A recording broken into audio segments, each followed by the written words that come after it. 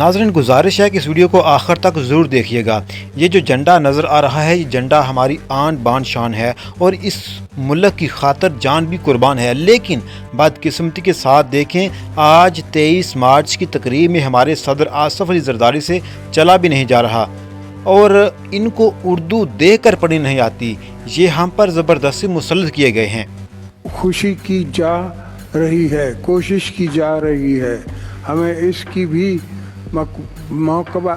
کا بھی مقابلہ کرنا ہوگا۔